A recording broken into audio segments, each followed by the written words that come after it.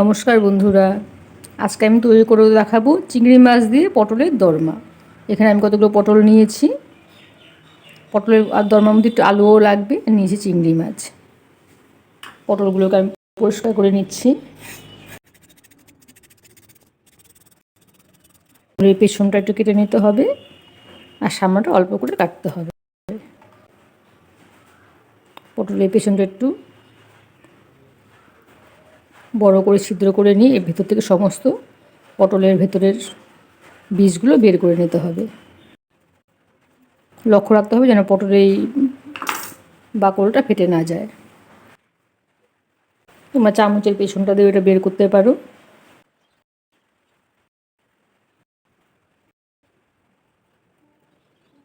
পটলের শ্বাসটাও আমার দরকার হবে। দেখো, পটলের ভেতর থেকে আমি সম্পূর্ণ বের করে নিয়েছি। পেছন হাটে আর ওয়ালটা যেন একদম ভালো থাকে, এরকম করে পটলগুলো থেকে সমস্ত ভেতরের বীজগুলো বের করে নিতে হবে। সবগুলো পটলের থেকে আমি ভেতরের শ্বাসটা বের করে নিয়েছি। দেখো,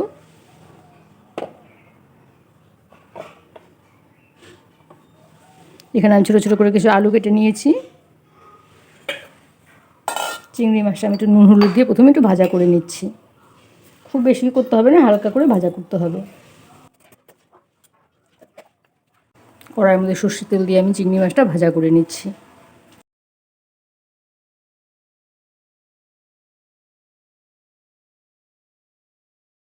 চিংড়ি মাছগুলো আমি ভাজা হয়ে গেছে।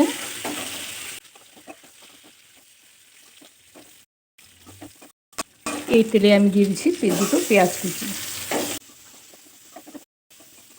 এখানে আমি হাফ চামচ নুন দিয়ে দিলাম। নুন দিলে পেঁয়াজটা পুড়বে না, কিন্তু একটু সেদ্ধ ভাজা ভাজা হয়ে যাবে। পেঁয়াজটা আমি হালকা ফ্রাই করে নিয়েছি। এখানে দিয়ে দিচ্ছি আমি দুটো কাঁচা লঙ্কা কুচি, দিয়ে দিচ্ছি অল্প আদা কুচি।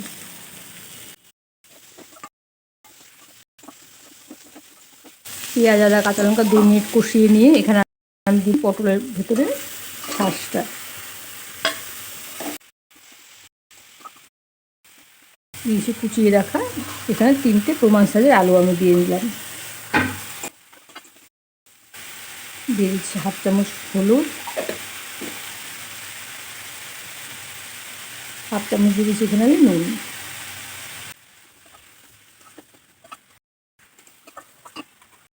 গ্যাসের আঁচটা একটু কমিয়ে আমি ঢাকা দিয়ে দিচ্ছি। ঢাকাটা খুলে আবার একটু নেড়ে চেড়ে দিচ্ছি। এখানে আমি ভেজে রাখা চিংড়ি মাছগুলো দিয়ে নিচ্ছি। চিংড়ি মাছগুলো একটু হালকা হাতে নাড়তে হবে যাতে মাছগুলো ভেঙে না যায়।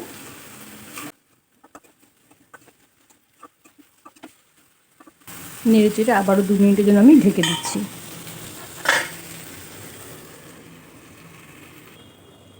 দু মিনিট পর আবার ঢাকা খুলে একটু নেড়ে চেড়ে নামিয়ে নেব। পুরটা আমার একদম রেডি হয়ে গেছে।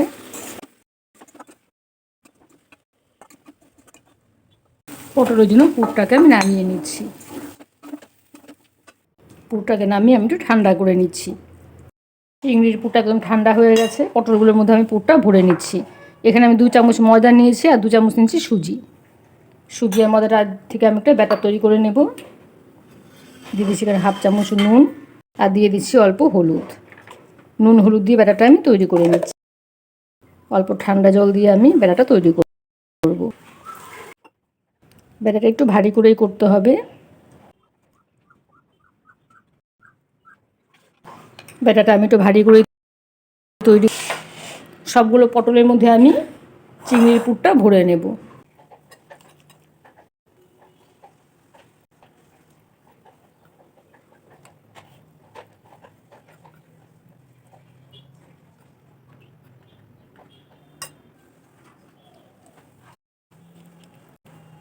একটা চামচ দিয়ে আমি একটু ভালো করে চেপে চেপে ঢুকিয়ে দিচ্ছি ব্যাটারটা।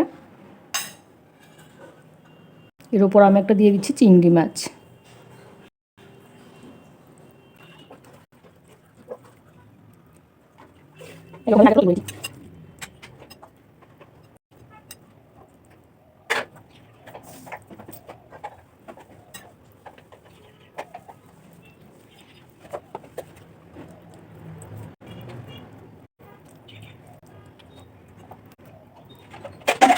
একে একে সবগুলো পটলের ভেতরে চিংড়ির পুর আমি ভরে নিয়েছি।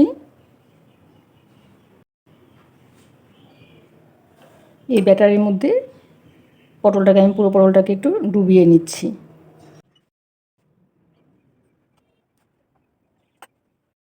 তেলটা গরম হয়ে গেছে, গরম তেলের মধ্যে আমি পটলগুলোকে আস্তে আস্তে দিয়ে দিচ্ছি। গ্যাসের আঁচটা সময় একটু মাঝারিতে রাখতে হবে। খুব সাবধানে একটু উল্টে পাল্টে পটলগুলোকে ভালো করে ভেজে নিতে হবে।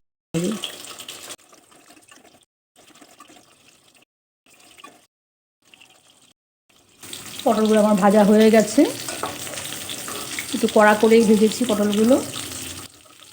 এক এক করে পটল আমি নামিয়ে নিচ্ছি।